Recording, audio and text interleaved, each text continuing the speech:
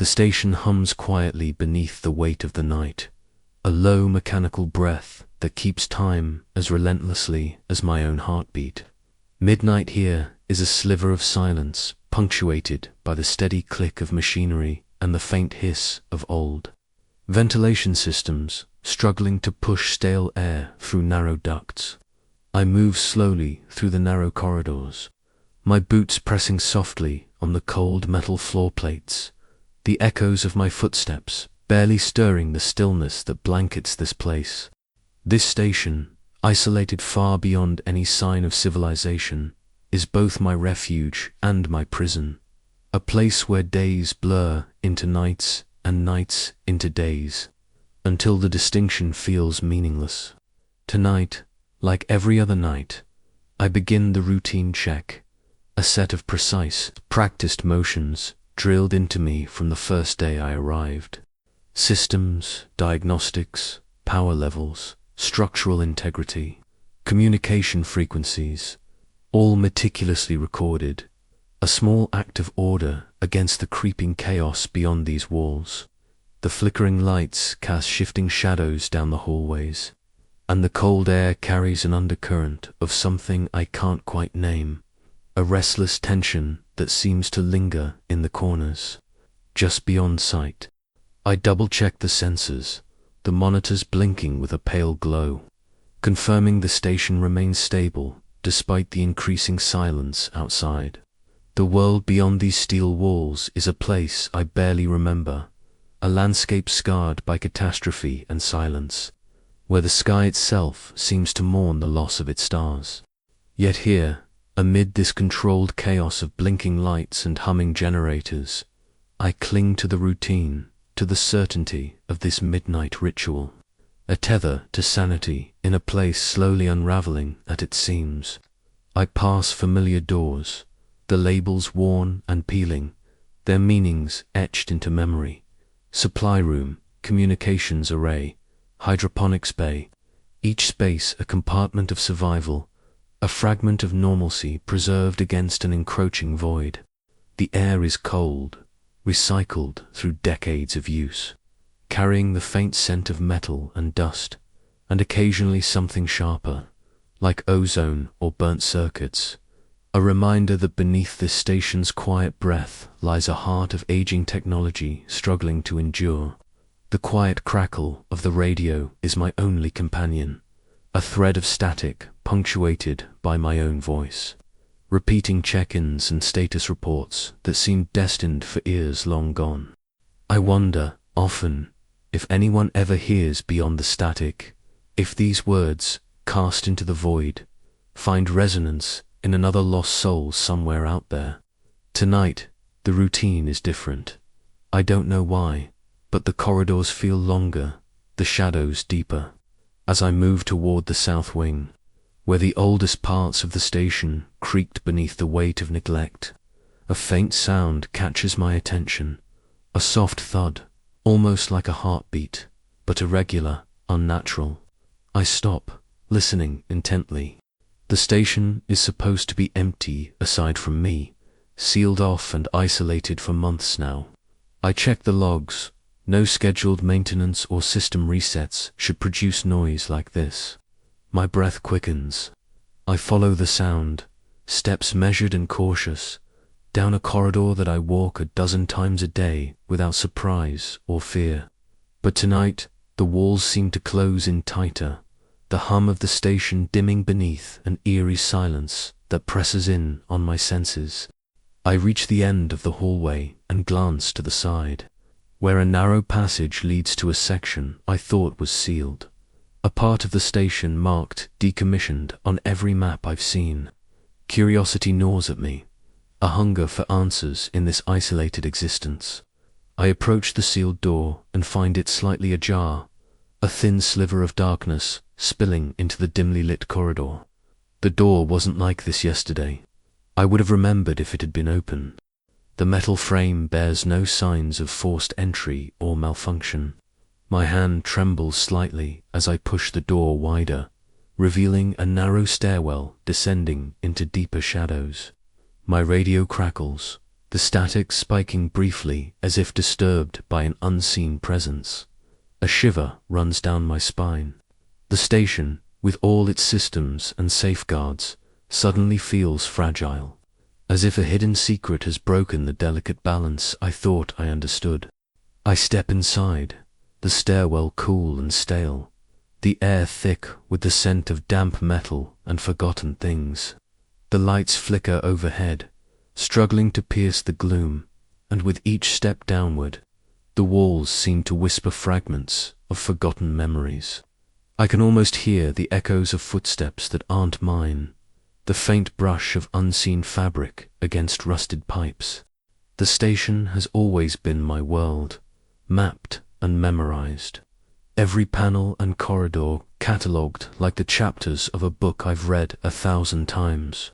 Yet now, with this discovery, the narrative begins to unravel, revealing a story rewritten overnight, a room that wasn't there yesterday, a presence that defies explanation, and a mystery that threatens to pull me into a darkness deeper than the void outside.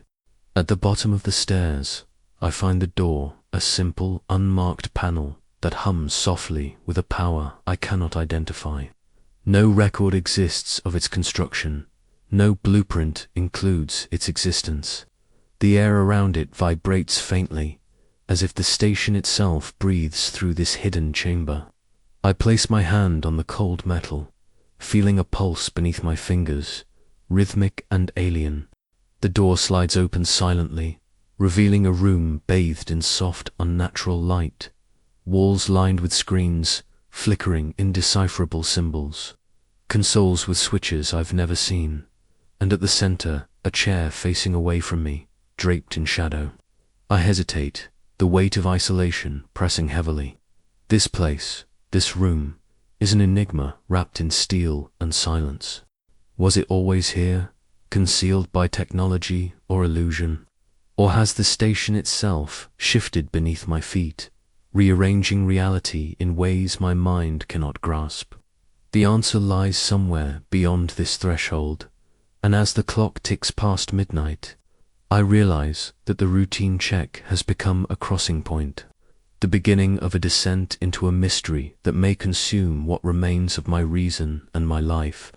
The station is no longer the sanctuary I thought it was.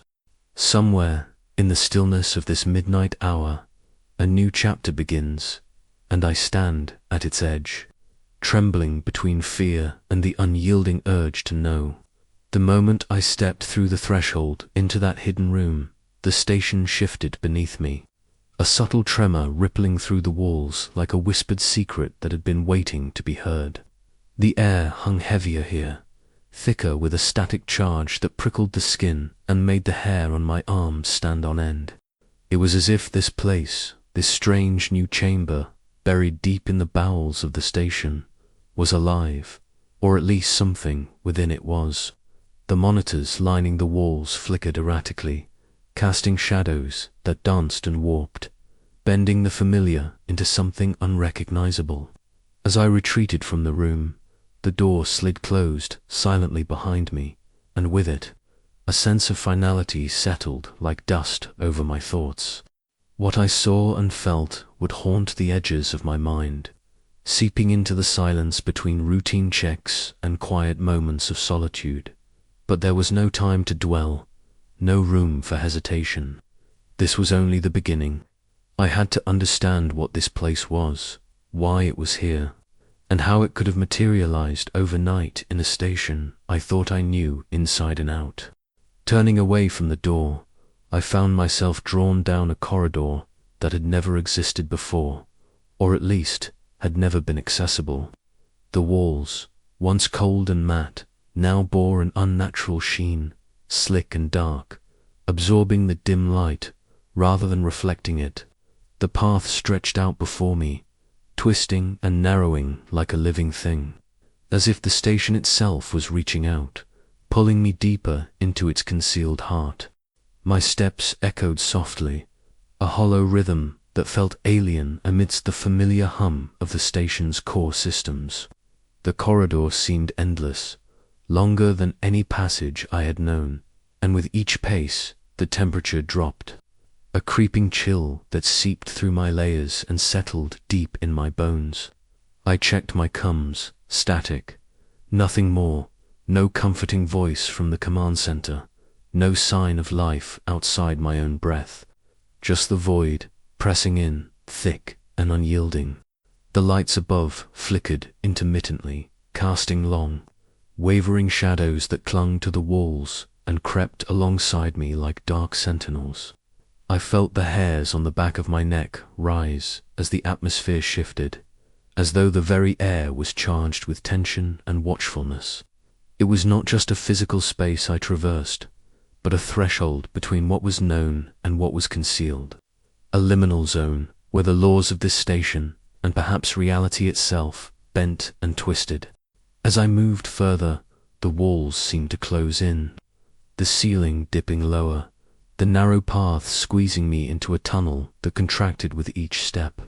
My breathing quickened, shallow and uneven, caught between fear and curiosity. The quiet was broken only by a faint, irregular tapping somewhere ahead, like the restless heartbeat of the station's unseen machinery or something else entirely. Suddenly, the corridor opened into a small alcove, a dead end surrounded by panels of cold metal etched with cryptic symbols and blinking lights that I did not recognize. The screens pulsed softly, displaying streams of data that made no sense to me. Numbers, letters, shapes, shifting in patterns that defied logic. I approached one panel cautiously, reaching out to touch the cold surface, feeling a vibration beneath my fingertips, like a pulse syncing with my own heartbeat.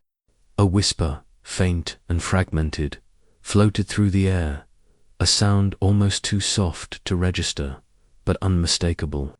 It was a voice, distant and fractured, speaking in a language I could not understand. Yet somehow it resonated deep inside me, stirring memories I never knew I had. The station, it seemed, was trying to communicate, to reach out through this labyrinthine passage carved from silence and shadow. My mind raced, attempting to anchor itself to the reality I knew. How could this corridor exist? I had walked these halls countless times, logged every inch in my reports, and yet here I was, lost in a part of the station that had no record, no history. It was as if the station was rewriting itself, growing and mutating in ways beyond my comprehension.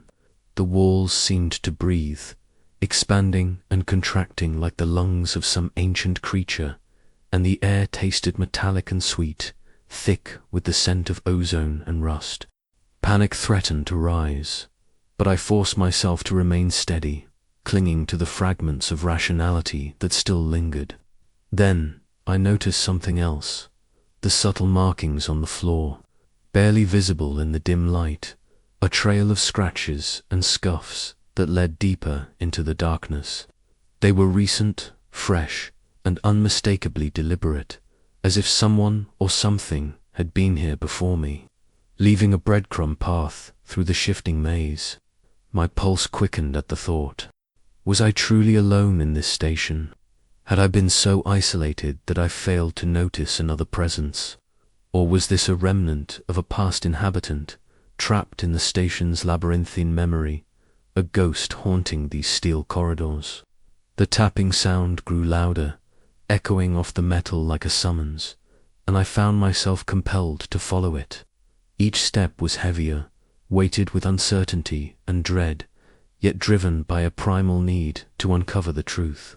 The corridor narrowed again, twisting into a spiral that seemed to descend into the very bowels of the station. The lights dimmed to near darkness, and my flashlight flickered, casting jittery beams that barely penetrated the black. Shadows writhed and shifted, morphing into shapes that teased the edges of perception, glimpses of figures that vanished when looked at directly, whispers of movement just beyond the reach of sight. I reached a junction where the corridor split into multiple paths, none of them familiar, all equally foreboding. The tapping had ceased, replaced by a silence so profound it pressed against my eardrums. I paused, breath caught in my throat, straining to hear any sign of life, any clue that might guide me. Then a sudden shiver crawled down my spine as the temperature dropped even further, and the station's hum faltered like a breath held too long before release. In the oppressive silence, I felt the weight of eyes upon me, unseen but palpable, watching from the darkness, waiting. The station had always been a place of isolation, of solitude and surveillance. But now it felt like a living entity, a sentient maze that shifted and breathed with a will of its own. The familiar corridors, the maps and logs, all were lies, illusions meant to keep me anchored to a reality slipping through my fingers. This unfamiliar corridor was a gateway to something else, something hidden beneath layers of steel and silence, and I was no longer sure if I was the explorer or the prey. With a deep breath, I chose a path at random, the cold metal biting through my gloves as I pressed forward into the unknown, the shadows closing behind me like a door sealing shut, trapping me in the station's dark heart forever. The corridor I had blindly chosen led me through a twisting maze of steel and shadow, where the walls seemed to pulse faintly, alive with a muted heartbeat that echoed in the silence around me. Every step felt like a trespass deeper into the station's hidden core, where memory and reality tangled into something unrecognizable. The air grew colder, sharper, as if I had crossed an unseen boundary between the world I knew and one crafted from fragments of forgotten nightmares. At the end of this passage stood a door, unmarked, unlabeled, devoid of any sign or symbol to hint at what lay beyond. It was unlike any door in the station, seamless, blackened metal that absorbed the dim light, devoid of handle or keyhole, silent and still, as if waiting for me to decide whether I was meant to cross its threshold. I stared at it, my breath forming small clouds in the icy air, heart pounding in a rhythm both frantic and hypnotic. The station had been a place of order, of procedures and logs and maps that tethered me to certainty. But here was something utterly alien, a gate to the unknown that challenged every fact I held true. No record, no blueprint, no past mention. It was as if the station itself had conjured this door from nowhere overnight, or perhaps it had always been there, cloaked in invisibility until now. My fingers trembled as I reached out to touch the cold surface. It was smooth, impossibly so, and beneath my skin I felt a faint vibration, a pulse like a slow, deliberate heartbeat.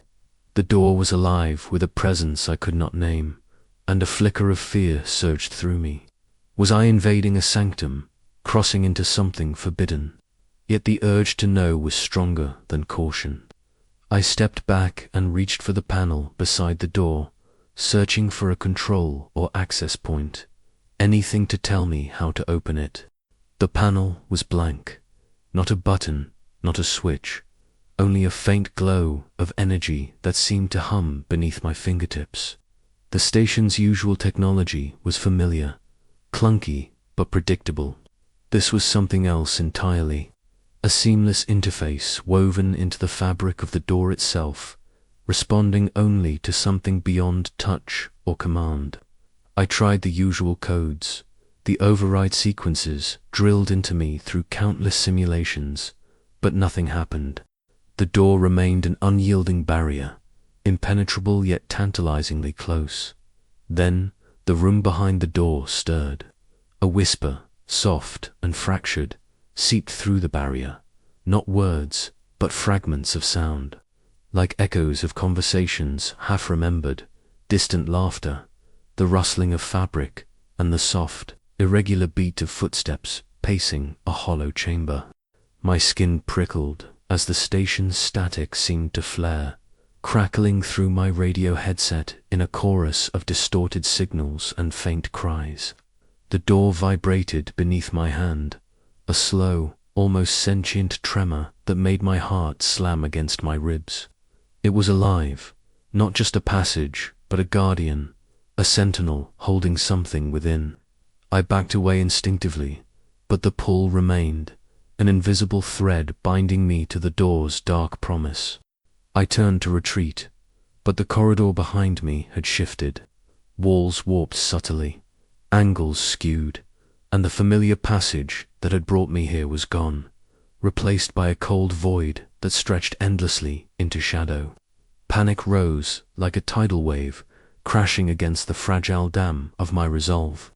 I tried to call out on the radio, but my voice was swallowed by static, lost to the void beyond the station. Alone, trapped between unknown walls that bent and folded like paper, I was left to confront the door that shouldn't exist and the mystery it guarded. Desperation forced me to try again. I pressed my palm firmly against the door, willing it to open, to grant me passage into the secrets it concealed. The vibration intensified, syncing with my pulse, and a surge of images flooded my mind, flashes of faces I didn't recognize, fragmented memories of places I'd never seen, feelings of dread and longing intertwined. It was as if the door was communicating, not with sound, but with raw emotion and fractured memory. A silent language that bypassed words and logic.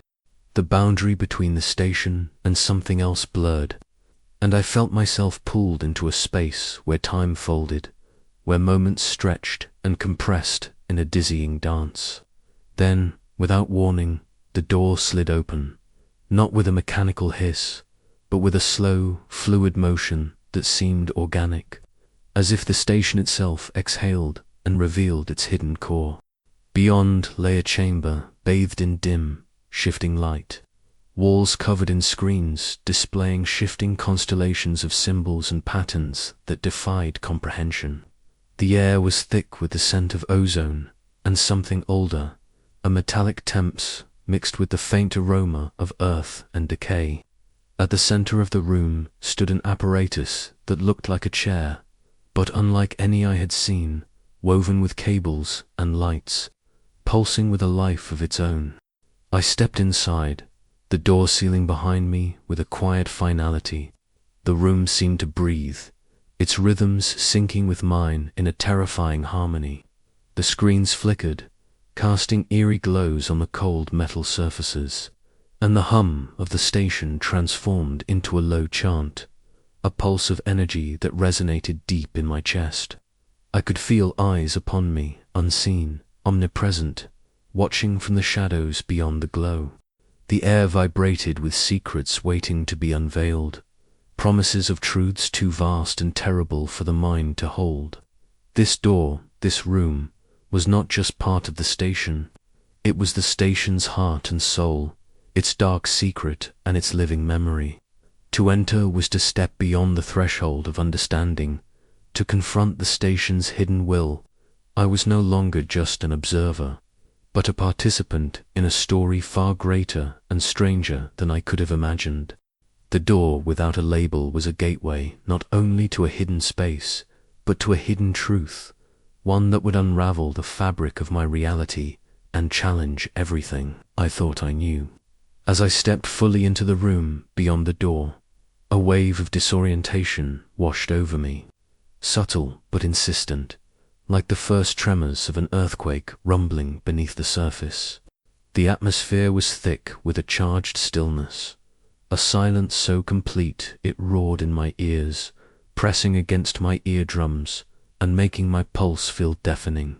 The lights flickered irregularly, casting long, wavering shadows that seemed to shift and breathe at the edge of my vision. The walls, lined with countless monitors and panels, alive with indecipherable patterns, pulsed softly as if the room itself was breathing, exhaling secrets and swallowing sound. The air smelled strange, metallic and acrid, with an undertone of something organic, damp and ancient, like the scent of a long-forgotten crypt sealed beneath layers of stone and steel. It was a scent that twisted in my gut, igniting a primal unease that refused to be quelled. Every instinct screamed that something was wrong here, but I had no choice but to push forward. My footsteps echoed hollowly against the cold metal floor, the sound swallowed almost immediately by the heavy silence.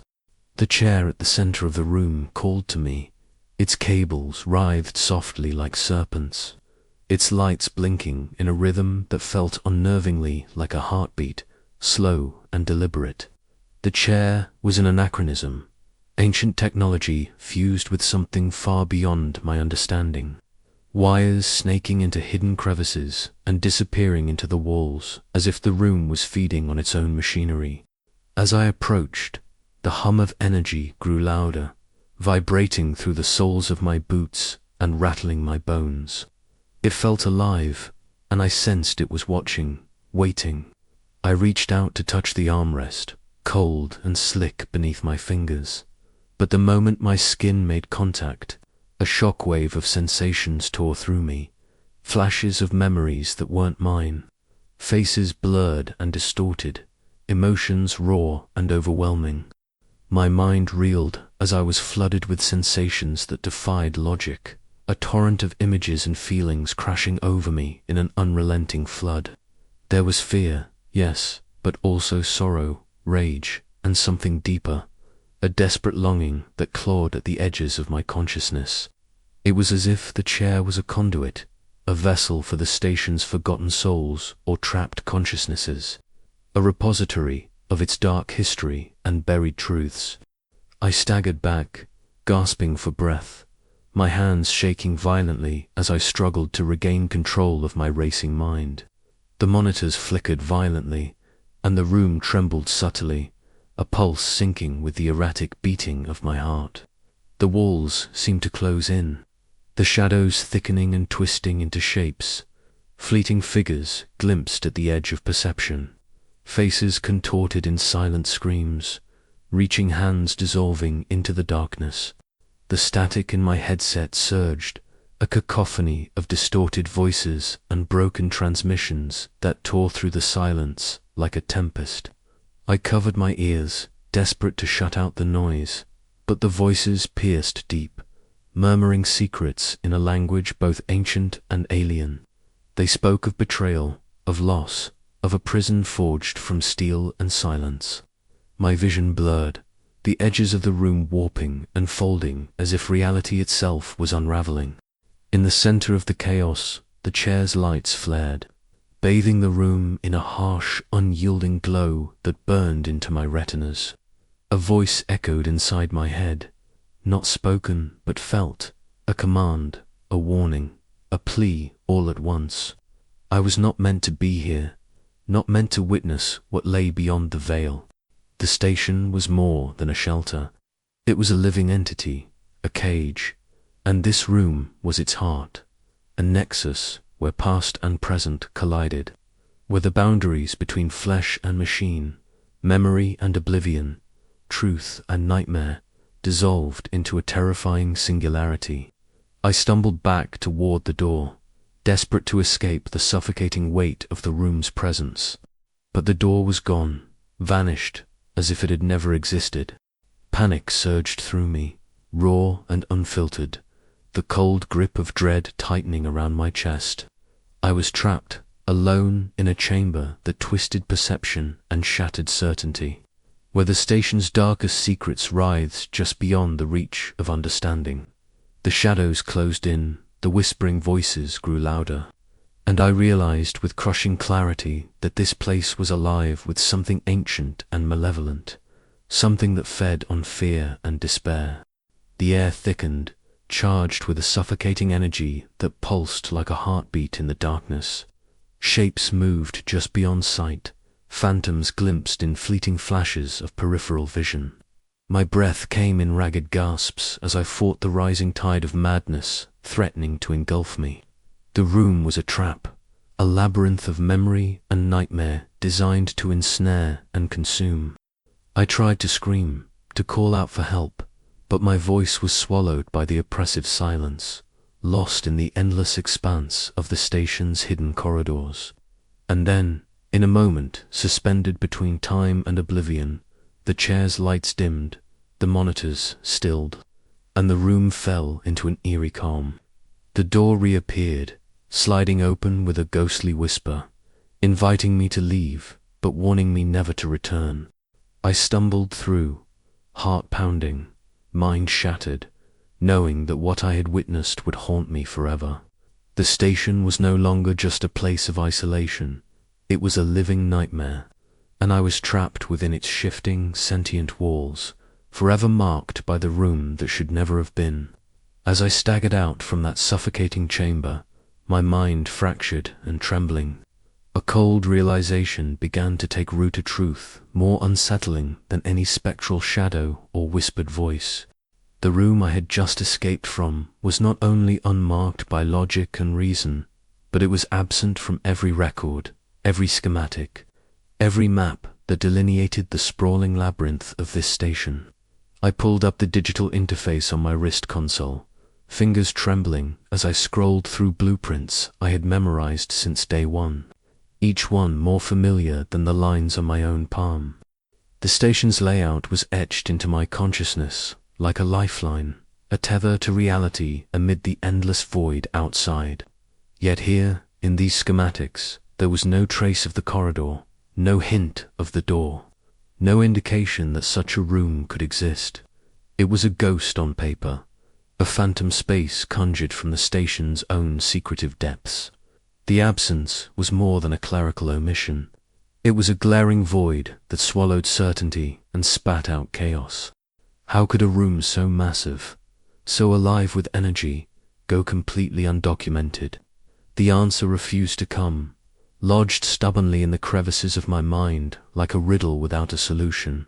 I refreshed the database, ran scans, cross-referenced logs, but the digital archives were as silent as the station's empty halls. No records of construction, no maintenance entries, no personnel reports, nothing. It was as if the room had sprouted overnight, a malignant growth in the heart of a dying organism. I felt the weight of isolation press down harder, the oppressive realization that the station was no longer a static place, but a shifting puzzle, a living entity rewriting itself in real time. The familiar corridors I had trusted were illusions, the maps relics of a past that no longer existed. I was a stranger in my own home, a wanderer lost in a maze that twisted and folded beyond comprehension. Every familiar landmark had been displaced by this new enigma, and the station's true nature remained obscured behind layers of steel and silence. The cold air of the control room did nothing to soothe the fire burning in my veins. I paced restlessly, hands clenched into fists, the hum of the station's core systems echoing like a distant heartbeat. I tried to anchor myself to routine, to logs and reports, but each attempt was met with resistance, as if the station itself was fighting to keep its secrets buried. The feeling of being watched, of unseen eyes tracking my every move, grew stronger with every passing moment. I was not alone here, or at least I was not alone in the way I had once believed. Desperation drove me back to the room's location, to the hidden corridor and the unmarked door that had swallowed me whole. I moved cautiously through the shifting halls, each step a gamble in the station's ever-changing geometry. The air was thick with anticipation, charged with an electric tension that set my nerves alight. When I reached the spot where the door should have been, my heart lurched.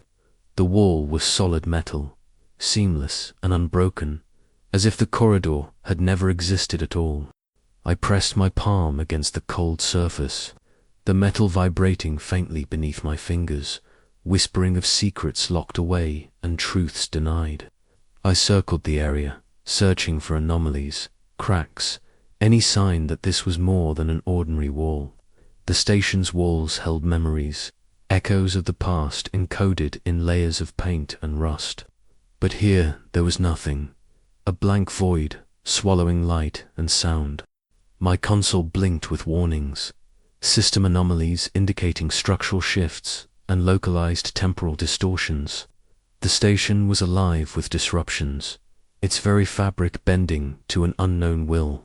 I realized then that the room was not a static space, but a phenomenon, a rippling fold in reality that defied the laws of physics and reason.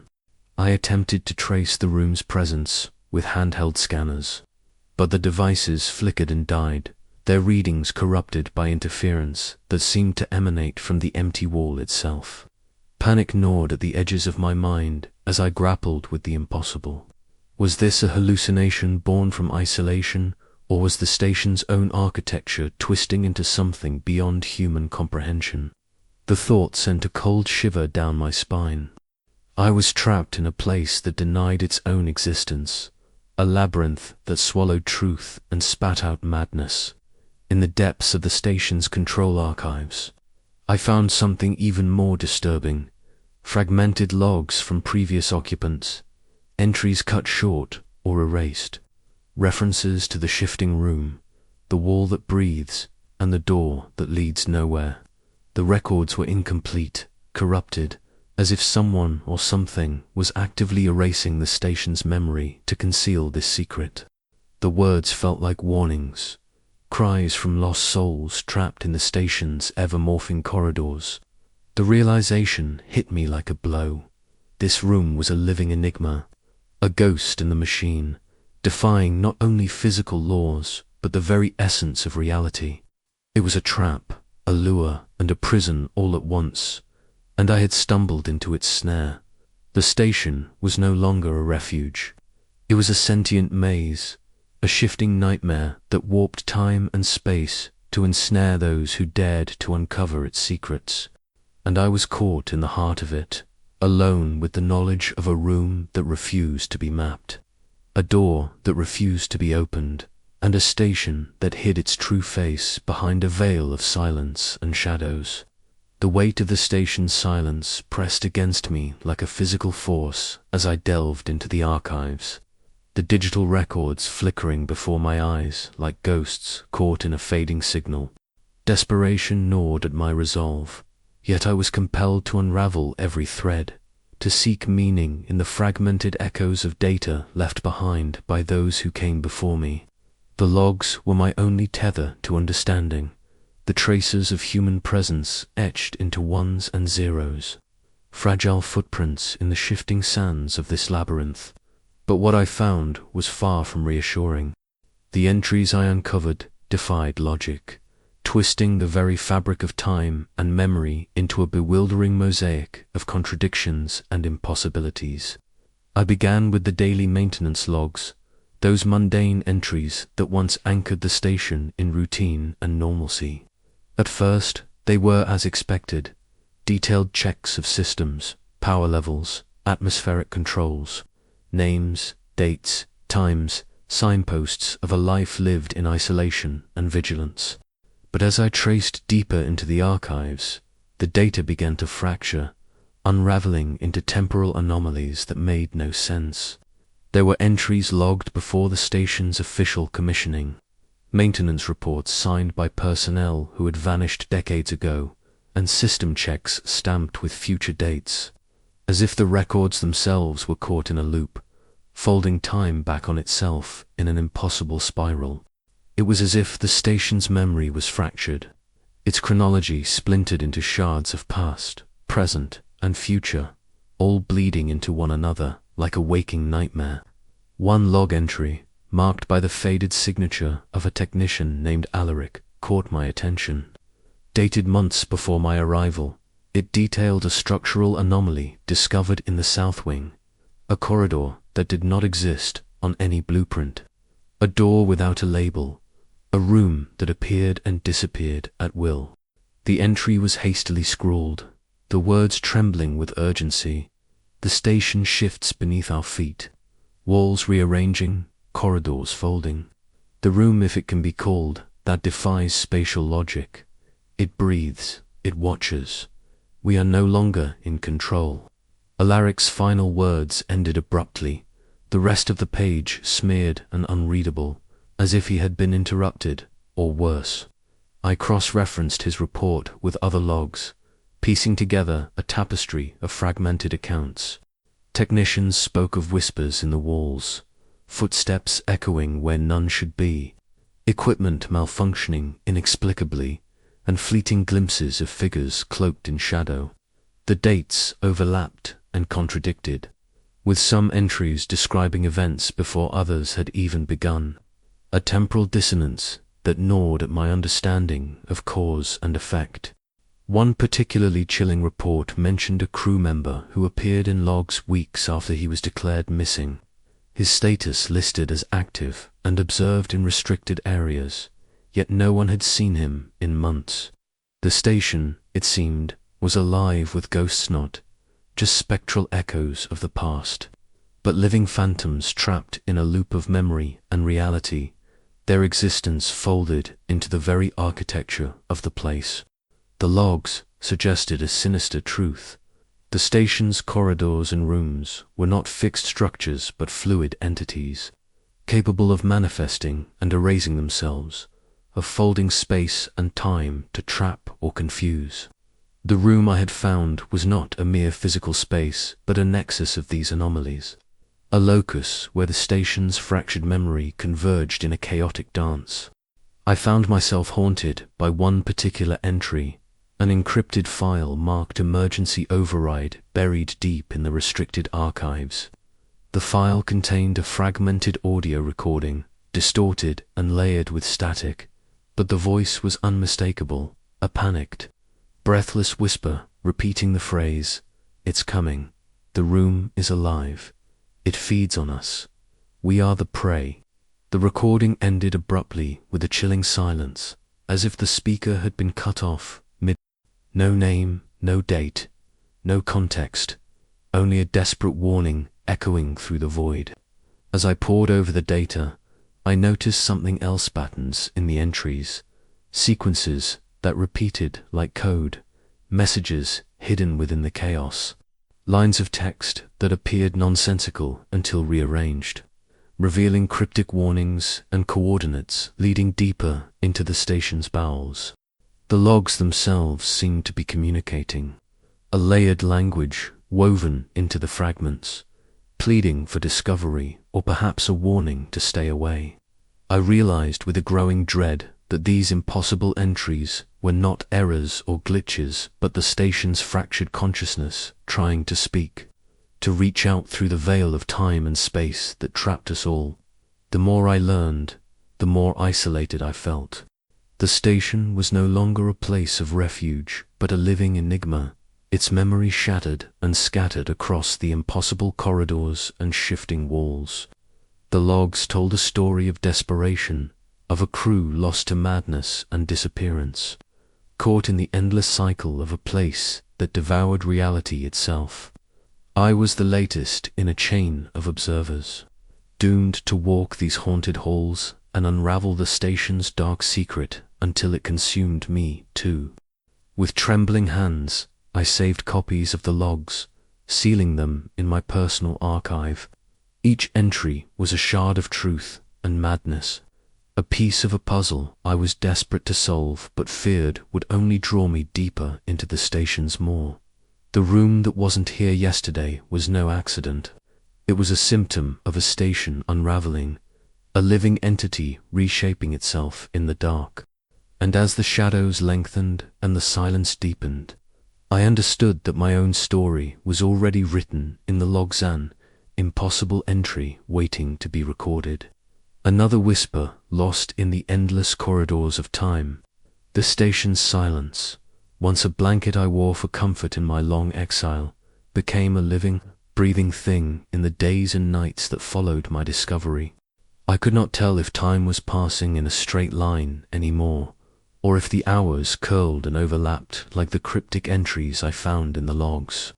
What I know is that the absence of human voices grew heavier, pressing into my bones with each step through the warped halls, until the only sound that felt truly real was my own heartbeat drumming out a nervous rhythm in the emptiness.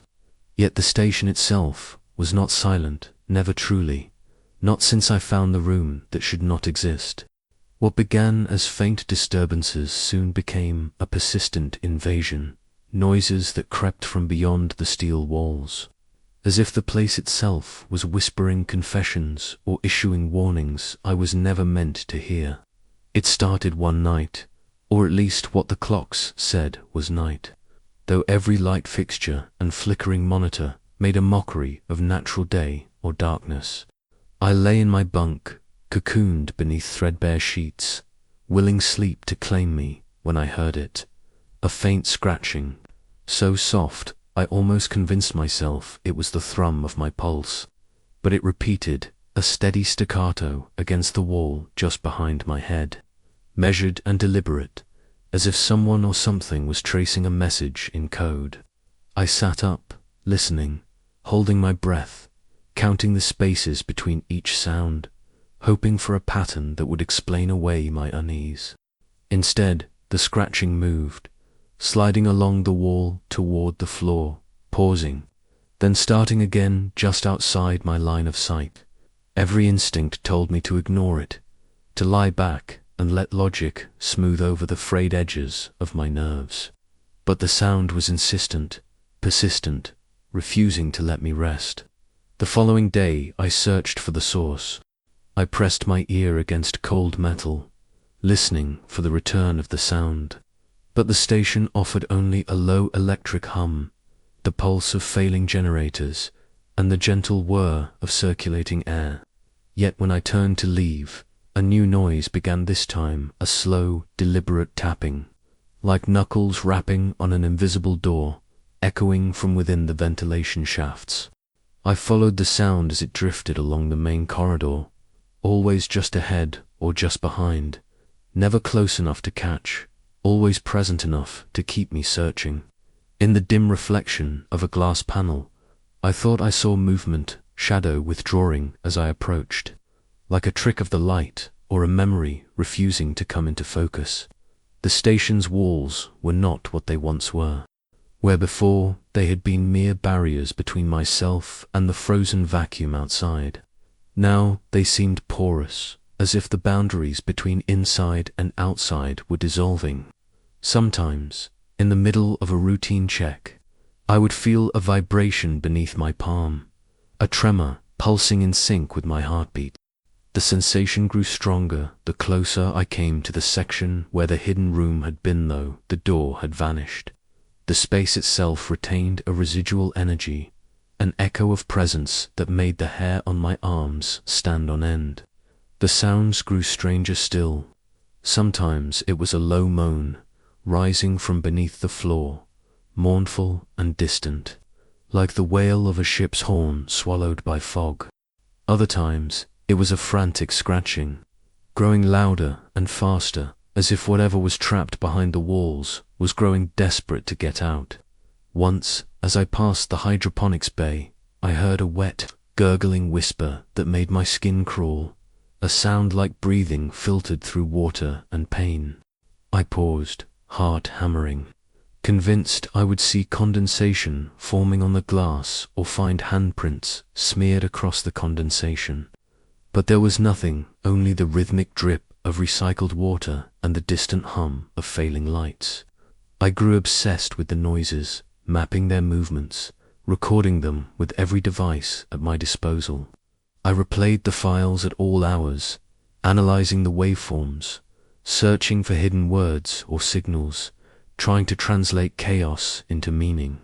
Patterns emerged irregular, too intentional to be the product of mere structural fatigue.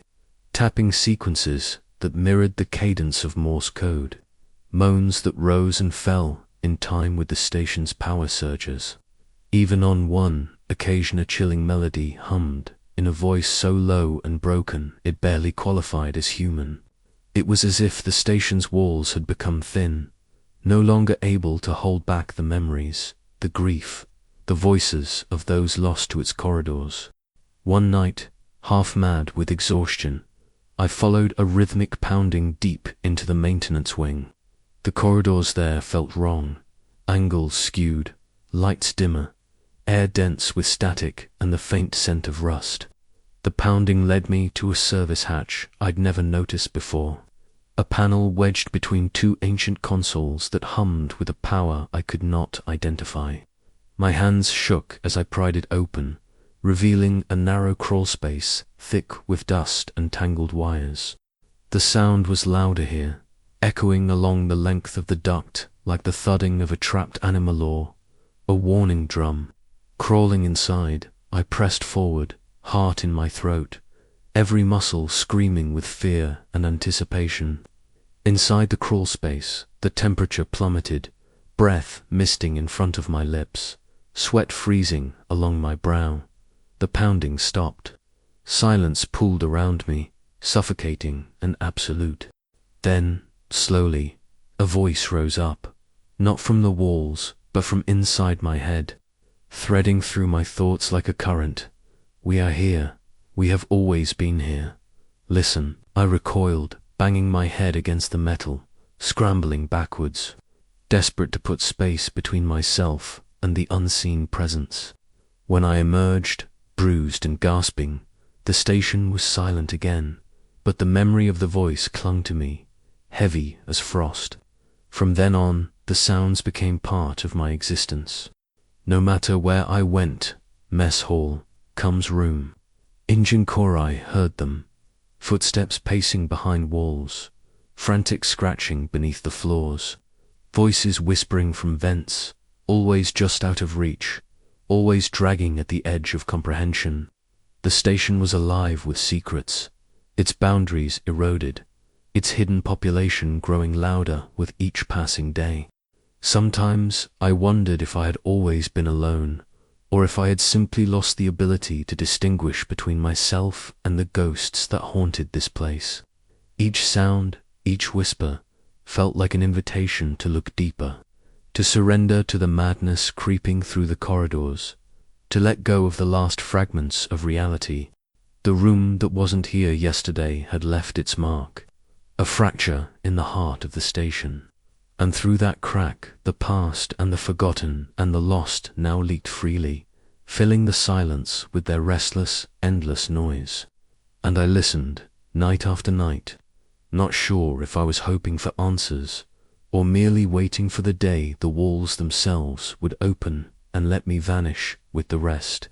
In the days and nights that followed, I became obsessed with tracking the phenomenon that had appended everything I once believed immutable about the station. Sleep became impossible. The only rhythms I kept were dictated by the intrusive sounds crawling through the ducts and the tremors that seemed to ripple through the superstructure at irregular intervals. Yet, what drove me more than fear or exhaustion was the chilling realization that the room, the impossible room, the one that defied maps, archives, and reason, was no longer confined to a single location. Each time I set out to find it, it had shifted, vanished from where it once stood, and appeared in a new part of the station, as if the architecture itself was complicit in a game whose rules I could not decipher. I began to suspect the station was not merely shelter and machine, but a living organism, capable of reshaping itself to hide or reveal its heart as it pleased, and that I was no longer an inhabitant, but a specimen under observation, a rat in a maze whose walls shifted each night. The first time I confirmed the movement of the room was in the dim hours before what passed for dawn, when the lights on the control deck flickered erratically, casting the consoles into deep pools of shadow. I traced the echoes of the night's sounds, knocks, scrapes, the distant whine of something metallic grinding against metal toward the aft section of the station, the area designated for emergency storage. The last time I'd encountered the room, it had been hidden near the maintenance wing, accessible only through a crawl space barely wide enough to fit my shoulders.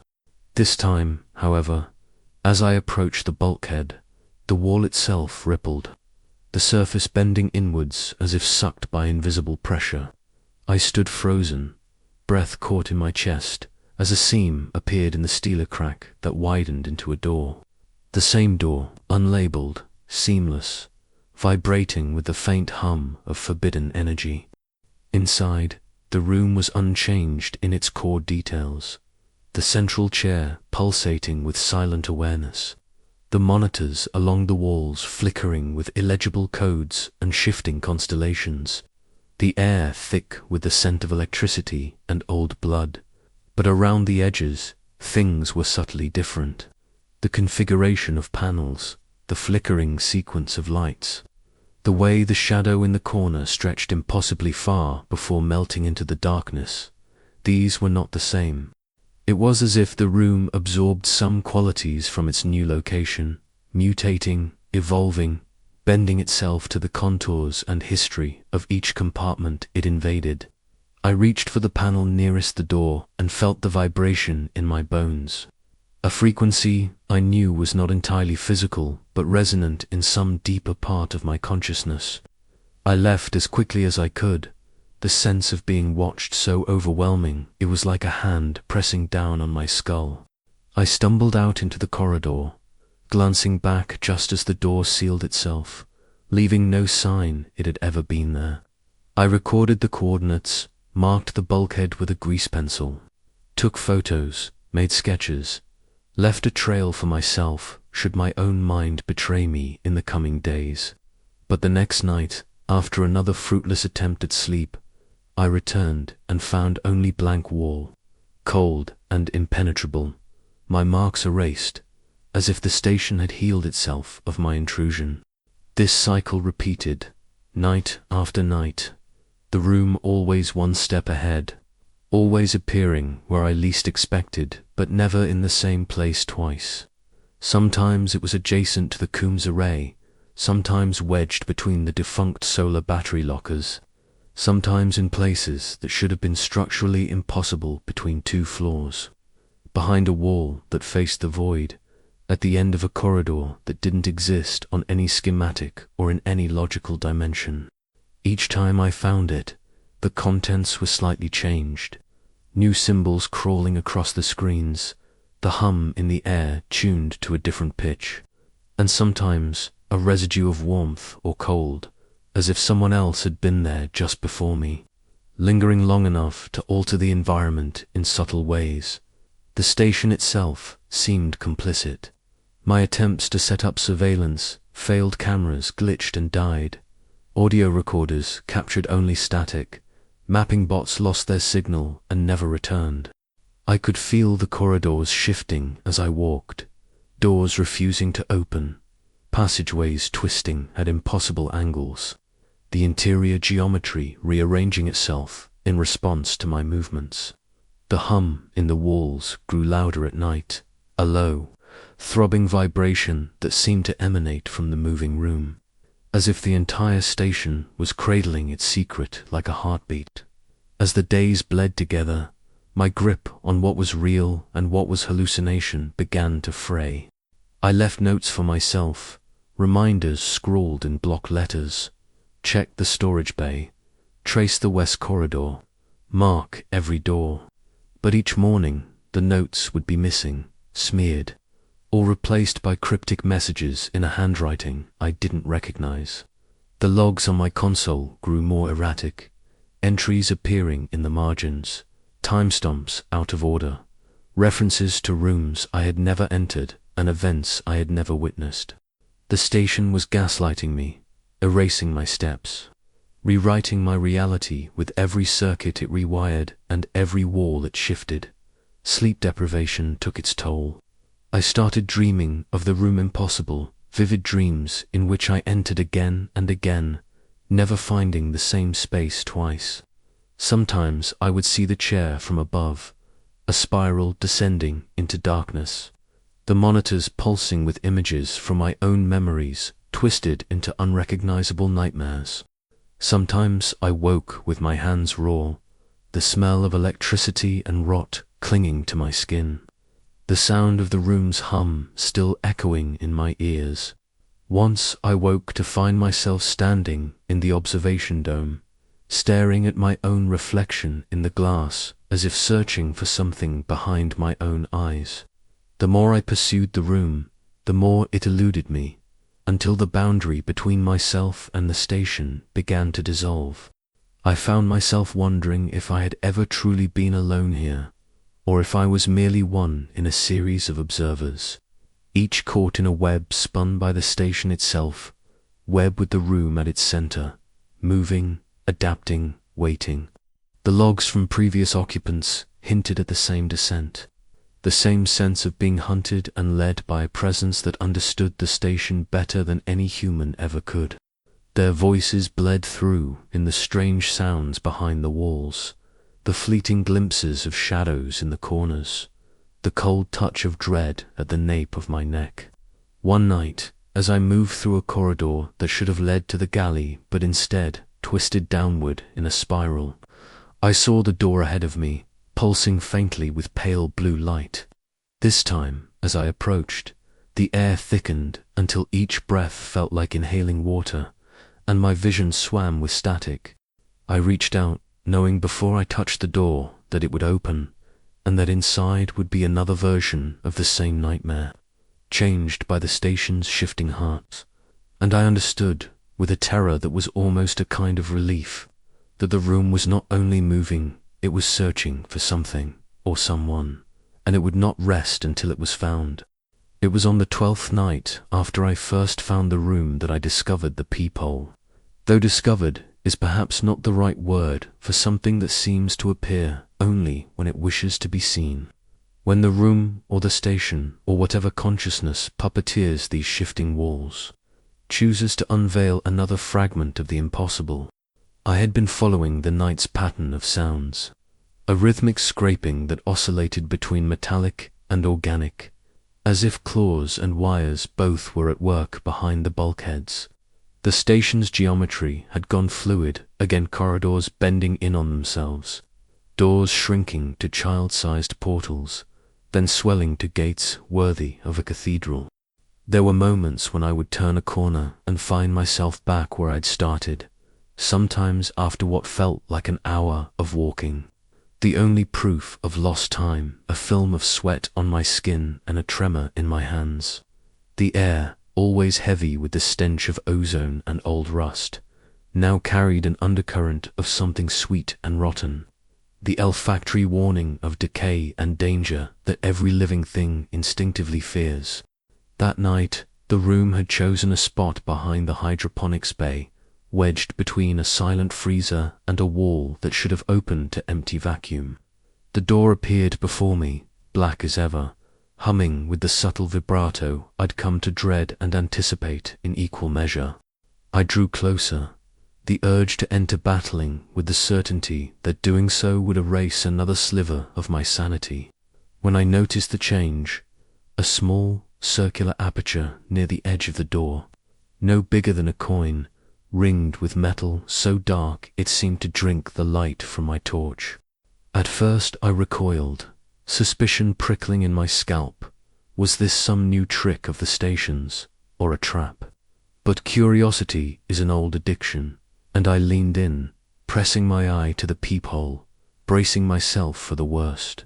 What I saw inside was not the room, not as I had known it, but something deeper, or perhaps older a vision that lived behind the reality of steel and cable, woven into the station's bones like marrow. At first, there was only blackness, a void deeper than the vacuum outside these walls, silent and absolute. But as I watched, shapes began to coalesce, wavering outlines that twisted and expanded, their forms unbound by logic or symmetry. At the center of it all, the chair always present stood, illuminated by a sickly light, its surface shifting between metal and flesh, roots of wire and vein both growing outward and inward as if the room itself was feeding or being fed upon. Sometimes, when I blinked, I saw figures in the chair, one after another, faces blurred and shifting, eyes wide with terror or bliss or resignation. I recognized none of them, and yet I felt as if I had seen them before, in dreams or in the half-forgotten faces of the lost. Beyond the chair, the walls pulsed and breathed. I saw impossible Vista cityscapes warped by nightmare geometry, forests of glass and bone, endless corridors spinning off into infinity, each one inhabited by shadows that writhed and beckoned. Sometimes faces pressed against the walls, mouths moving in silent screams, hands pounding at barriers invisible to me but painfully real to them. There were moments when I caught a glimpse of my own reflection in the glass of the peephole, but my eyes were not my own. They belonged to someone or something looking back through the wrong end of the telescope, seeing me as the vision, as the interloper, as the next in line. Time meant nothing while I watched. Seconds stretched into hours or collapsed into instants, and I was assaulted by a torrent of sensation, cold so deep it burned, heat that pulsed like fever in my marrow, the taste of iron and electricity on my tongue. The station's noises faded until there was only the thrum of my blood and the whimper of my breath. My thoughts no longer belonged to me. Images cascaded across my mind's eye. A child crying in a ruined corridor, a woman crawling through ducts filled with black roots, a man slicing open his own palm to feed a mouth hidden in the floor. Sometimes I heard voices, some pleading, some singing old songs, some speaking languages I didn't know and yet understood in the secret places of the soul. I pulled back, gasping, heart racing, and for a moment the corridor spun around me. I staggered away from the door. The image of the chair and its shifting occupants burned into my vision, a phantom after-image that lingered even when I closed my eyes. I pressed my fists against my skull, desperate to keep the visions from spilling out, but they clung to me, sticky and bright, infecting my thoughts with dread and impossible knowledge. I began to fear sleep, for in my dreams I would return to the peephole, unable to look away as the room unfurled new horrors for my unwilling consumption. As the days wore on, the peephole became a lure and a torment. Each time the room appeared, the aperture was there, always waiting, always offering another glimpse. I tried to resist, but resistance is a brittle thing in the face of obsession. Sometimes I peered in and saw only myself, hunched and haggard, eyes rimmed red, lips moving in a silent litany of apologies to no one. Other times I saw others, strangers or shadows, or perhaps echoes of those who came before, their fear and longing washing over me in waves that left me shivering. Once, I saw the room split open, its contents spilling into the corridor, the chair dissolving into a river of black liquid that pooled at my feet before being sucked back into the darkness. And still, the room moved. Each night it found a new place to hide, and each night I hunted it down, compelled by a need to know, to see, to understand. The peephole remained my only window, a singular point where the veil between worlds was thinnest, where vision and memory and nightmare entwined. I began to wonder if the station wanted me to see, if this was the purpose of the game, the revelations, the hauntings, the invitations, or was I being taught, little by little, to accept my own reflection in that terrible, shifting glass? It was only much later, as the station's days ran together into a sleepless fugue, and my journals filled with drawings and descriptions of things that could not exist, that I realized the truth. What I saw through the peephole was never the same twice, but always, in some way, about me. My secrets, my fears, my memories twisted and reflected back, made monstrous and beautiful by the machinery and hunger of the impossible room. In that vision, the line between observer and observed was erased, and I became another shadow in the chair, another face pressed against the wall, another whisper in the dark. The room, the peephole, the visions, these were not just anomalies, but invitations to lose myself in the ever-changing story the station told, one silent, shifting night at a time. The station is a cruel architect of memory, a sculptor of forgetfulness, and I began to realize that forgetting was not merely an affliction here, but a weapon, a tool wielded by the shifting corridors and the impossible room to unravel the minds of those trapped within its cold embrace. I am alone now, or so I think, but the echoes of others linger like ghosts trapped in a half-remembered dream, shadows of crew members who once walked these halls, some still visible in the flickering monitors. Others only whispered about in corrupted logs and broken memories. It is not just time that erodes here, but identity itself. Faces fade, names vanish from records, and recollections slip like water through trembling fingers. It began subtly at first, with small things, the faintest pauses before a reply, a momentary lapse in recalling a task or a location. Then came the forgotten routines shift, schedules misplaced, systems checked twice or not at all. I found notes I didn't write, reminders scrawled in shaky hands that were not mine. I found a photograph taped to a locker door, edges curled and yellowed, of smiling faces I couldn't place. Names that meant nothing to me, but that once meant everything to someone. These were not hallucinations, but the fragments of minds unraveling, crew members succumbing to the station's hunger for oblivion. I scoured the archives for signs of the others, and there they were, recorded in bits and pieces like broken glass entries that started strong, then dissolved into incoherence. Logs cut short by madness or disappearance. Names appeared and vanished with alarming frequency. Leela, who forgot how to operate the oxygen recycler. Tomas, who stopped recognizing the faces in the monitors. Erica, who wandered the corridors, muttering fragments of ancient poems. The last entry for one technician simply read, "I can't remember why I'm here." The walls shift when I'm not looking, and then nothing. Silence where a life had been. The phenomenon was contagious. I could feel it in myself, the slow erosion of certainty, the creeping fog in my thoughts that dulled sharp edges and blurred details. I caught myself hesitating in the middle of tasks, forgetting why I had walked into a room or what I had been about to say. Memories once vivid became shadows, slipping through my grasp like smoke.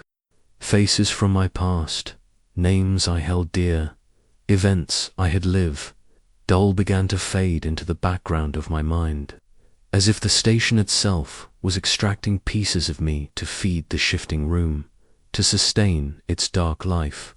The station's geometry mirrored this decay. Corridors I once knew became unfamiliar. Doorways led to dead ends or into other parts of the station altogether. The impossible room moved and mutated, its presence a locus of confusion and erasure. I found myself questioning reality, doubting the truth of my own senses. Was the room a manifestation of the station's mind, or the station a reflection of the room's hunger? Was I fighting an external enemy, or the inevitable dissolution of self? I tried to document my fading memories, writing feverishly in my journals, clinging to names, dates, details, anything to anchor me against the tide of forgetfulness. But even these pages seemed to betray me, lines of text shifting or vanishing when I looked away, sentences rewritten in handwriting not my own. The walls whispered, the monitors flickered with images of places and people I no longer recognized, and my reflection in the polished metal showed a stranger's face-hollow eyes staring back with the weight of too much lost. One night, in a rare moment of clarity, I discovered a message carved into a panel near the room's last known location. It was scrawled hastily, the letters jagged and uneven. "Remember us. Remember who you are." The plea cut through the fog like a beacon, but also deepened the terror. If even memory was a battlefield here, then who was left to remember? The station devoured them all, piece by piece, until only shadows remained, ghosts of crew members trapped in the spaces between walls and time, their identities folded into the labyrinth's endless maze. And now I fear I am next. Each forgotten name, each erased memory, is a victory for the room that moves and shifts and feeds on the fragile threads of human existence. As I write this, the station hums softly, the lights flicker, and the room waits. I am losing myself in the silence between moments, the emptiness behind the doors, the shadows cast by impossible geometry. The crew members start forgetting, yes, but I refuse to let go, for if I lose my memories, lose my name, then I will truly become part of the station's endless, shifting story, and I cannot let that happen, not yet. There was a time when I could move through this place blindfolded, counting each footstep, each bulkhead, each humming panel of blinking lights, as if the station were an extension of my own nervous system, a second skin draped in metal and silence. I could tell by the quality of the light in the corridors whether I was near the reactor's vent shafts or approaching the Comes array. I could smell the faint tang of coolant and know how close I was to the hydroponic pumps. Every door had its own peculiar whine, every junction its own subtle vibration beneath the floor plates. And then, one morning, or what I assumed was morning, though time here had begun to lose all authority, stepped out of my quarters and turned left, as I had done hundreds of times, expecting the long hallway that led to the observation deck, and found a wall. No doorway, no bulkhead, just cold, seamless steel where there should have been empty space. My first instinct was to believe I had made a mistake. Fatigue, maybe, a misstep. I turned back, retraced my path, checked the room number etched into the frame. It was mine. It had always been mine. But the station no longer agreed. I spent that day trying to navigate a space I thought I knew better than my own thoughts, only to find that the familiar had been subtly rewritten. Passageways opened onto unexpected junctions. Doors led to rooms that shouldn't have existed, storage bays I had never seen, bunk rooms stripped bare with beds, neatly made as if awaiting a crew that had never arrived. Elevators took me to levels that weren't documented in the schematics, and worse, sometimes didn't bring me back. I stepped into one near the engine core and emerged into a corridor I didn't recognize, with lighting that pulsed in irregular patterns and walls to narrow, as though the architecture itself were constricting like muscle around bone. The labels on the doors were in another language, not alien exactly, but distorted, as if the station had forgotten how to spell its own name. I began mapping it all in a journal, sketching crude layouts as I explored, trying to force order onto the chaos. But by the second day, the map was useless. Rooms appeared where blank walls had been. Corridors extended where before there was only a sealed bulkhead. One hallway near the atmospheric processors twisted into a corkscrew so tight I had to crawl. And when I emerged, I was on the opposite side of the station. I tested the journey again, same crawl, different result. This time I emerged in a dead-end storage locker containing dozens of identical maintenance uniforms with no names or tags. I marked the spot, tried to return the next day, but it had been swallowed by a wall. Worse than the shifting architecture was the sense that it was responding to me, not randomly, but purposefully, as though the station were watching, waiting, and adjusting itself based on where I went, what I searched for, what I feared. I began to have the sensation that I was being herded. When I tried to avoid the room, that no mythical chamber that moved through the station. Like a parasite, it found its way back to me. The more I ran from it, the more the station bent its will to drive me toward it. Doors would seal behind me, corridors would narrow. Routes I knew by heart would twist into new configurations until the only viable path forward ended in that same humming door, unmarked, watching. I found video logs older than any I had seen before, buried deep within the corrupted archives. Crew members describing the same phenomena, a hallway that looped into itself for 6 straight hours before releasing the exhausted technician at the galley. A pressure door that opened onto a room no one had ever built, containing hundreds of mirrors all angled toward a single chair. A storage closet that once entered, no one ever emerged from, except for a technician named Yarrow, who appeared 3 weeks later in the docking bay, unable to speak and with blood drying beneath his fingernails. One log ended with the speaker whispering, "It rearranges itself when you're not looking. It wants us to lose our way, and then it wants us to forget we ever tried to find it." I began leaving breadcrumbs, chalk marks, scraps of paper, scratched numbers into the wall with a rusted bolt. They were erased, sometimes replaced with new markings in an unknown hand, answers to questions I hadn't asked. Messages that read like diary entries written in my own voice, but recounting events I had no memory of. My notes became less coherent, my sketches frantic, overlapping. I wrote down the same path 3 days in a row, followed it precisely each time, and ended up in 3 entirely different parts of the station. The layout was no longer physical. It had become psychological, intuitive, even a maze that bent itself to my thoughts and fears, feeding on disorientation like a predator stalking its prey through fog. The room, the epicenter of all of this, was always there in some form, always just around the next corner, behind a wall that hadn't existed the day before. And each time I approached, the path to it grew easier, as if the station was rewarding me, reshaping itself to guide me toward its most sacred wound. I tried to fight it, refused to enter, camped in engine compartments or locked myself in deactivated escape pods, but no place remained safe for long. The layout changed, always nudging me closer, until even the smallest spaces began to feel unfamiliar, the angles just a bit too sharp, the gravity just a bit too heavy. And then the reflections started. I would pass a porthole or the polished face of a console and catch glimpses not of my own image, but of other versions of myself. They moved differently, lagging behind or looking too quickly.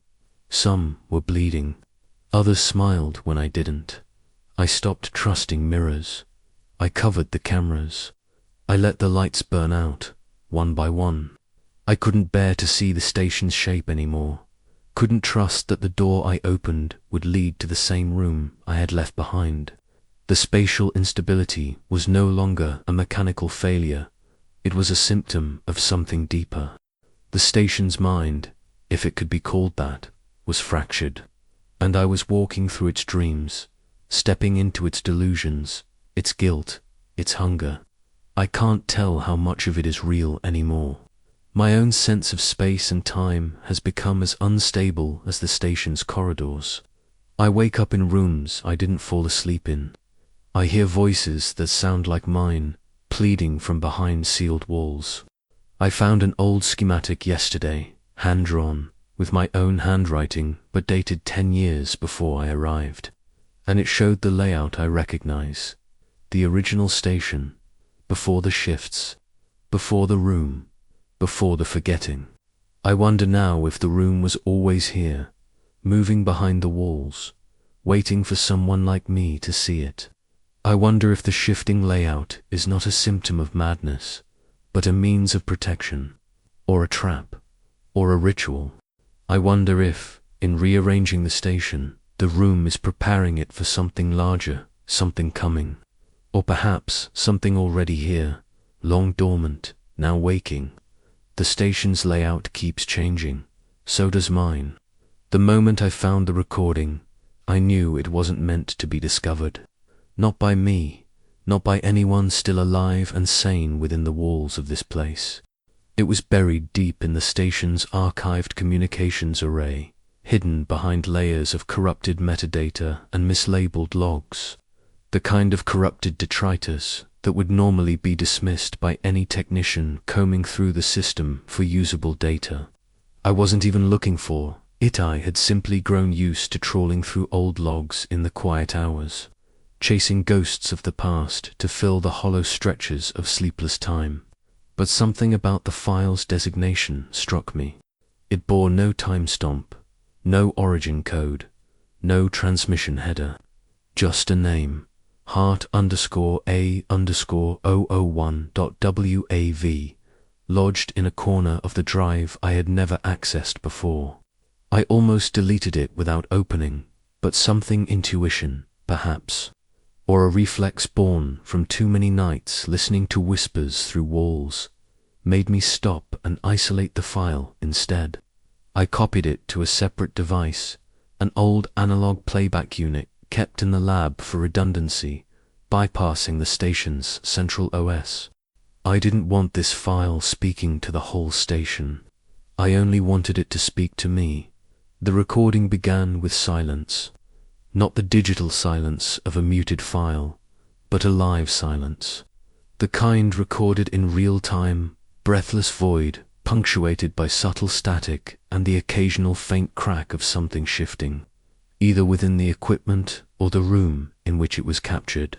Then came the breathing, shallow, staggered, almost inaudible at first, but undeniably human. Whoever was recording was afraid. I could hear it in the rhythm of their breath, the tension in each exhale, the hesitation that seemed to pulse just beneath the surface. For 37 seconds, there was nothing else. No words, no explanation. Just that slow, ragged breathing and the ambient thrum of a room under pressure. And then the voice. It wasn't like the voices I'd heard in other logs, those standard mission briefings or corrupted memos, half lost to signal degradation. This one felt close, uncomfortably intimate, as if the speaker were whispering not into a microphone, but into my ear. The voice was male, but warped, either by stress or by the same audio anomalies that plagued every communication channel on the station. He spoke in half sentences, hesitant fragments. If you're hearing this, then it's too late. You're already part of it. A beat of silence. We tried to contain it. We thought it was spatial, a fold in the infrastructure, ... But it's not. It's not a place. It's a process. Another pause. Breathing quickened. Something scraped in the background, metal on metal, or perhaps nails on steel. The room doesn't move. You move. Every time you blink, every time you forget something small, every time you retrace your steps and the hallway is different, it's reconfiguring you. It's reconfiguring you. You're being rewritten. My skin prickled. The words resonated with something deep and cold inside me, something I'd been trying to ignore, the idea that my own mind, my own memories, were being tampered with, shaped by the station's shifting geometry and the impossible room at its center. The voice continued.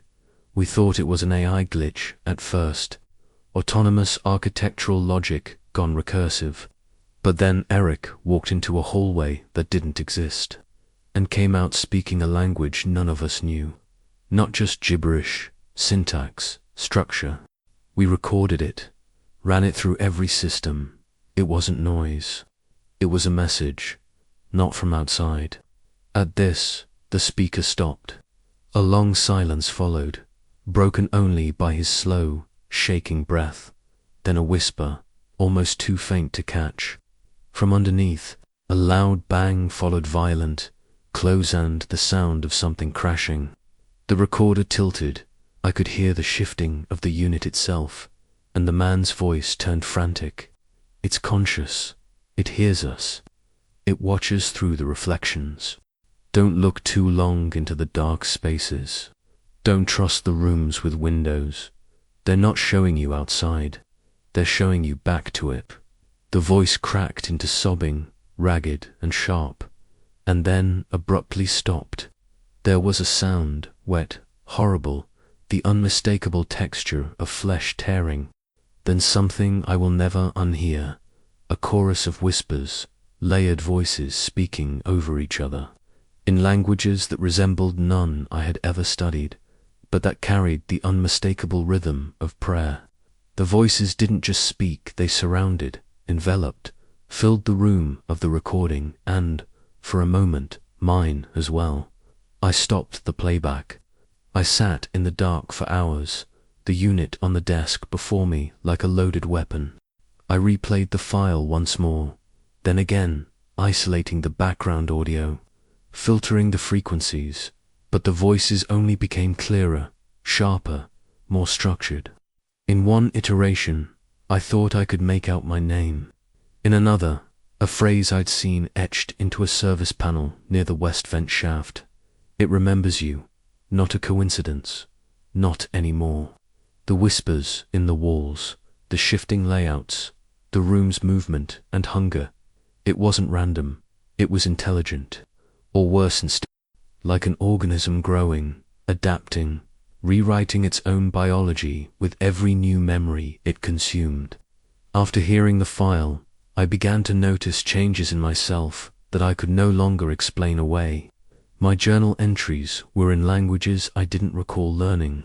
The maps I drew no longer matched the station's layout, but matched something else, something more intricate and spiraled and organic, like a neural network or the branching roots of a parasitic tree. When I tried to sleep, I heard the voice from the recording whispering from the corners of my room, not just repeating the same words, but continuing them, extending the message, as if it was still recording, and now I was the one speaking.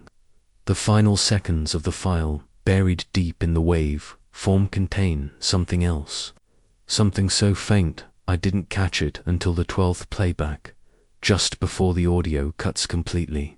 There is a breath, not a sigh or gasp, but a long inhale, a drawing in, as if something on the other side of the recorder had taken notice, as if something had smelled me. Now, the recording plays on its own. Sometimes I find it active on the console, running silently, even when no power is routed to the playback unit. Sometimes I find other files, with its variations, echoes, alternate versions of the same voice saying things I have not yet done. I don't remember recording them. I don't remember saying those things, but the voice is mine, or becoming mine.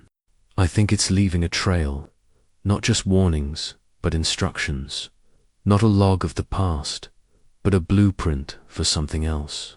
Something growing inside the station, inside me, and I don't know how much longer I'll be able to tell the difference. There comes a point, after enough days spent wandering, shifting corridors, and listening to voices that speak in layered whispers from inside the walls, when you stop asking questions the way you used to. Not because you've found answers, but because the questions themselves have begun to corrode, have begun to sound like traps. Yet there is one that lingers like a splinter too deep to remove, festering just beneath the skin of everything I think I know, a question too fundamental to ignore. Who built this place? The station has been my world for so long, a closed system of steel and circuits suspended in the void, that I once took its existence as a given, the way one accepts the horizon or gravity. But now, in the wake of the recording, the shifting architecture, and the ever-moving room that watches me from behind unmarked doors, that certainty has collapsed. And when I searched for the origins, when I asked the system itself, the answer that stared back from the silent screen was worse than none at all. It was emptiness. I began with the station's official documentations, construction logs, operation records. The files were there, at least on the surface, but something about them was wrong. Each line of data was dry and perfect and precise, to clean, to uniform, as if generated not by human engineers but by something simulating the idea of them. There were no project names, no contractor details, no budget allocations or personnel rosters, only schematic diagrams so sanitized they felt abstract, no notes in the margins, no delays, no mistakes. It was like reading a history that had never been lived. I combed the metadata, hoping for a clue, a timestamp, a signature, anything, but every file shared the same creation date. Every single one. A meaningless, impossible date that preceded known construction by decades, before the consortium was formed, before the technology even existed. I reached out through the station's long-dead array, a futile gesture, but the silence that returned was too still, too intentional. Then I searched the local terminal logs of prior occupants. Most were corrupted or overwritten, entries blank or repeating on loop. But deep in one abandoned console near the observation ring, I found a partial message written in haste. We weren't the first.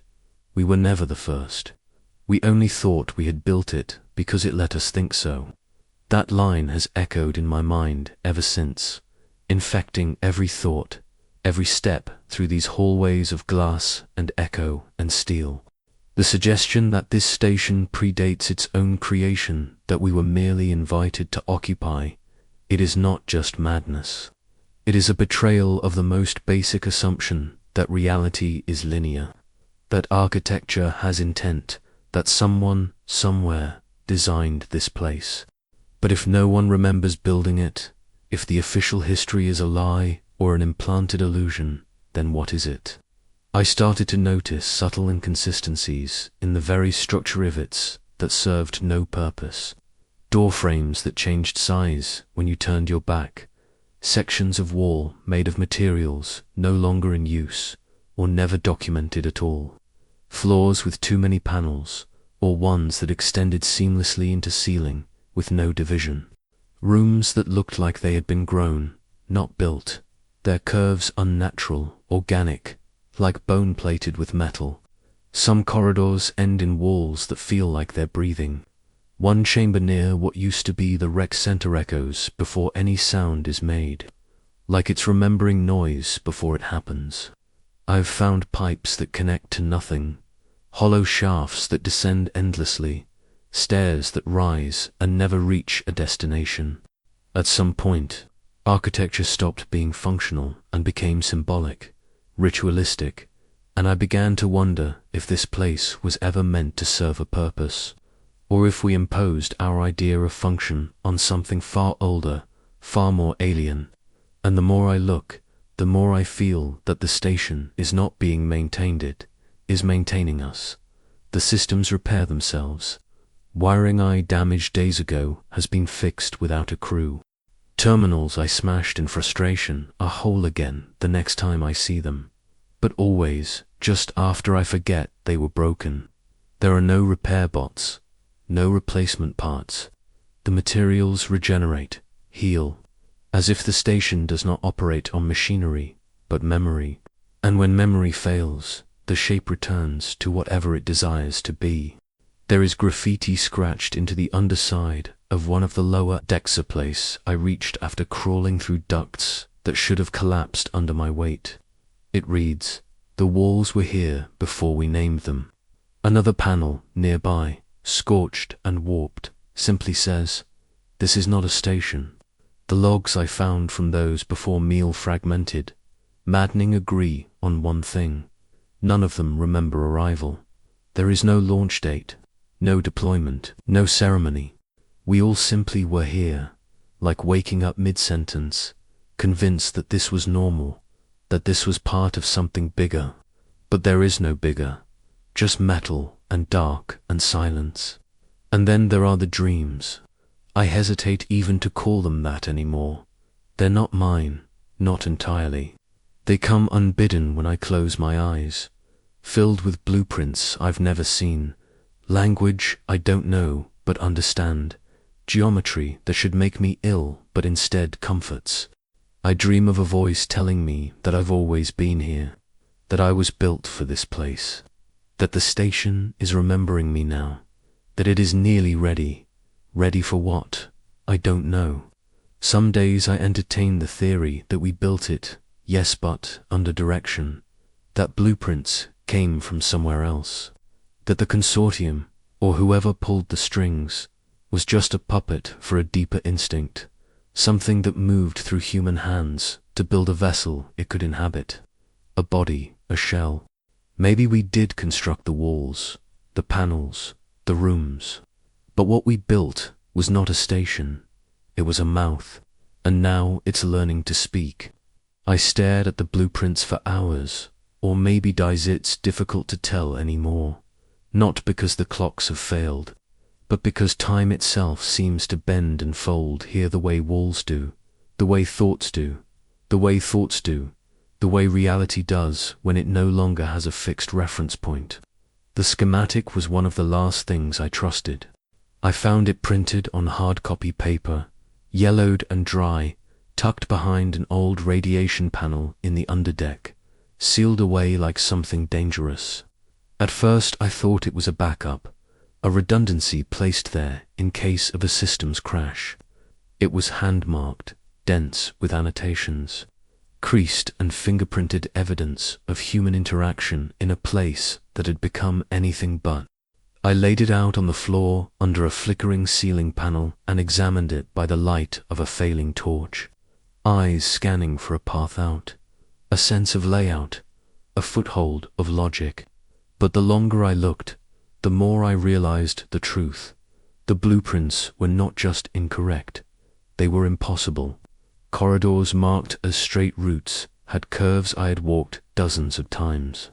Rooms labeled as maintenance access opened instead into narrow atriums filled with silent terminals.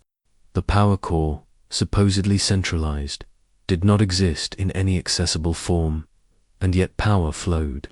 The upper habitation deck was missing entirely, replaced by a nested helix of symbols that resembled more a nervous system than any architectural feature. The station, as drawn, was not a structure, it was a diagram of behavior, of ritual, of transformation. Symbols that had no meaning in engineering manuals pulsed in my vision like they were trying to be remembered. And near the center of the document, beneath a section labeled Primary Core, someone had scrawled a phrase in red ink: "Do not trust the center." I ran my fingers along the edges of the blueprint, expecting perhaps a hidden fold or overlay, something that would reconcile the impossibility. Instead, I found seam-stiny perforations, like veins or sutures. I pulled, and the top layer peeled away with an audible hiss. Beneath it was another blueprint, and then another, and another. Each layer grew stranger, more abstract, as if each buried level was a version of the station meant for different eyes, different minds. The fifth layer was written in no language I recognized, but it made my teeth ache to look at it. The seventh was entirely black. The eighth glowed. I stopped after the 10th, not because I reached the end, but because I felt it looking back. That's when I understood the original blueprints weren't wrong, they were camouflage. Lies dressed in right angles. False maps laid over truth to prevent discovery. Someone, at some point, had realized what this place really was and tried to mask it. Layer after layer, code after code, as if that would contain it, keep it from being seen. But the station had kept growing, the room had kept moving, and now the lies were unraveling. I compared the uncovered schematics to the paths I had walked, marking intersections, aligning memory with design. It matched not the corridors I once knew, but the ones I had begun to traverse in the dark days, the spaces that weren't supposed to exist. The repeating stairwells, the compressed hallways, the doors that opened into void. The further I traced, the more I saw it. A spiral pattern, not architectural, but cellular. The station was no longer a fixed form, but a living diagram, a fractal blooming inward, eating its own structure to build more of itself. And at the center of the spiral, always, the same symbol, one I had seen burned into the wall behind the chair in the room that moved. A circle, split once, then mirrored, like an eye looking in both directions, or a mouth. My hands began to shake. I looked again at the earliest layer, the official design, blocky, industrial, functional, standard issue. But even there, in the negative space between conduits and walls, I now saw outlines of shapes that didn't belong, whispers in the architecture, shadows left behind. It wasn't that the blueprints had been tampered with, it was that they had always contained the lie, and no one had looked long enough to see it, or those who did had not survived to report it. I thought of the crew, of the logs I found, the voices in the recordings, the ones who had whispered from the ducts and the peeling edges of memory. How many of them had seen the same blueprints? How many had tried to reconcile what they knew with what they were being shown? Maybe the forgetting wasn't a side effect. Maybe it was the point. To see the truth of the station is to lose the idea of it as a place. Once you know it isn't a structure but a being, once you understand the room is not a part of the station but its seed, its egg, you become a threat, and the system protects itself. I burned the copies, every printout, every note I made. I watched them curl and blacken in a sealed oxygen chamber, hoping that fire could erase something my memory had already internalized. But it was too late. The design was inside me now, carved into the folds of my thought, whispering at the edge of dreams, waiting to unfold in sleep. Some nights, I wake up tracing it into the condensation on the walls with my fingertips. The spiral, the eye, the mouth. I don't remember doing it. The station feels different now, not just in its layout, but in its gaze. I feel observed not from cameras or motion sensors, but from the walls themselves. I feel the pressure of 1,000 small attentions pressed against my skin, as if the air is learning my shape. I avoid mirrors. I stopped using my own name. I keep lights dim. And still, every few hours, I hear the faint chime of a new door unlocking, somewhere deeper than I've ever gone. Somewhere the blueprints tried to hide behind 10,000 lines of ink and silence. The room waits. And I understand now that the reason it was never marked on the blueprints is because it was not meant to be found until it chose to be. It is not a location. It is a function. A final room for those who have seen too much, learned too much, asked too many questions. And the blueprints, in their cold simplicity, were not lies after all. They were warnings, silent screams drawn in ink, maps to nowhere, or worse, maps to the truth. And now I know how to read them. There is no longer any pretense. The station is not broken. It is not malfunctioning. It is not haunted. It is not lost.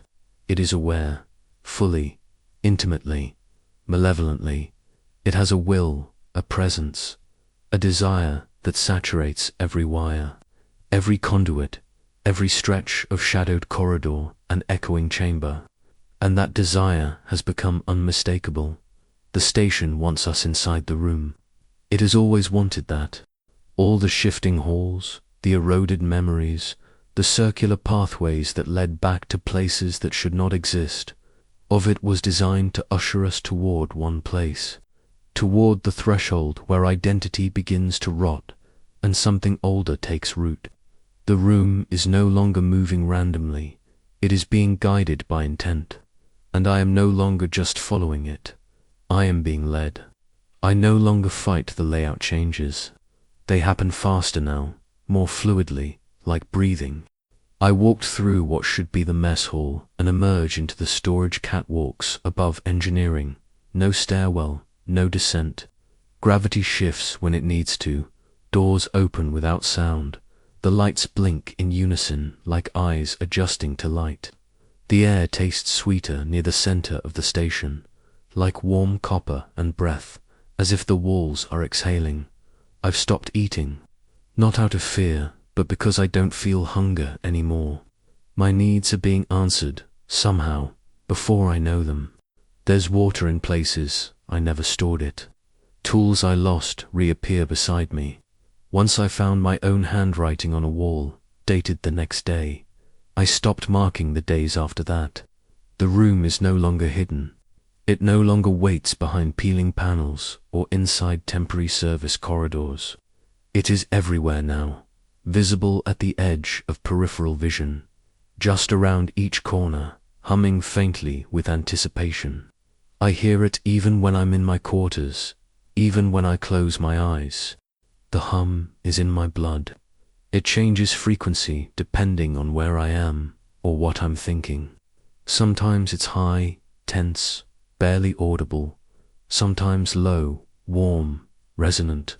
Once it stopped entirely for 3 minutes. During that silence, I was certain something was watching me directly, not through sensors or systems, but through the very metal of the floor beneath my feet. When the hum returned, I wept without knowing why. I began noticing the chairs, replicas of it, not exact, but echoes, in different parts of the station storage rooms, observation domes.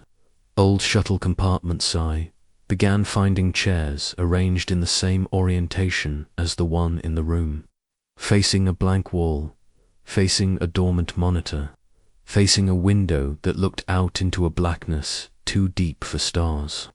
One chair had belts fused into it, as if someone had once tried to restrain themselves from leaving. Another had teeth marks on the armrest. The last one I found had something growing from beneath it, a thick root of wire and muscle that throbbed gently when I touched it. I don't know if it was machine or organic. It didn't matter. I could feel the same recognition radiating from it. A signature. The stations. I went back to the old logs. I found entries I don't remember reading before. Maybe they weren't there before. Maybe they just weren't ready. One log said, "They send us here to die, but the station sends us inward." Another simply said, "It makes us ready first." One voice, I think it was the same from the recording road, "It wants to be filled. That's why it calls us." That line stuck with me. The idea that the station, or whatever inhabits it, needs us. That our presence is not incidental but essential. That the human form, the mind, the awareness, is part of its function. I once thought the room consumed memory. Now I think it replaces it. Not erasure, substitution. I dreamed last night, I think it was night of, the room opened wide. Not as a chamber, but as a cavity, a mouth with ribbed metal walls and a warm, pulsing light within. I stepped inside, and I was not alone. Shapes surrounded me, not people, not anymore, but outlines of what people had once been, presences held together by will. Their features melted into abstraction, their voices like chords struck on alien instruments. They welcomed me, not with words, but with understanding. They showed me things, structures blooming in dark water, cities wrapped in orbit around stars that no longer burned, a staircase that spiraled down into a planet's core and ended in a mirror. I woke with blood on my hands and a map drawn in it across my chest. I didn't wash it off. It faded on its own. Today, the door to the room was open before I reached it. No ceremony, no invitation, just light spilling into the hallway like breath from a throat. Inside, the chair waited. The monitors flickered gently. The air was still. The hum was gone. I stepped forward, but not fully in. Something held me at the threshold. Not fear, not quite, but an ache. The knowledge that crossing that boundary would be a kind of end, or a beginning. I don't know if there's a difference anymore. I stood there for a long time, listening, waiting. Nothing changed. And yet everything did. I left. Not because I wanted to escape, but because I needed to write this, to have something final in my own hand before I stop being mine. Because I think the next time I find the room, I won't leave. Not because I'll be trapped, but because I will want to stay. Because this place wants us inside. Not just physically, but wholly. It doesn't need our bodies. It needs our belief, our surrender, our shape. It wants us to sit in the chair and give it what it cannot make on its own, the soul. And when I sit, when I close my eyes, when the light folds inward and the metal breathes around me, I think I will remember the moment the door first opened. I will remember the corridor that should not have existed. I will remember my name only long enough to give it away. And then I will become part of the pattern, another echo in the hum, another line in the blueprint, another room waiting.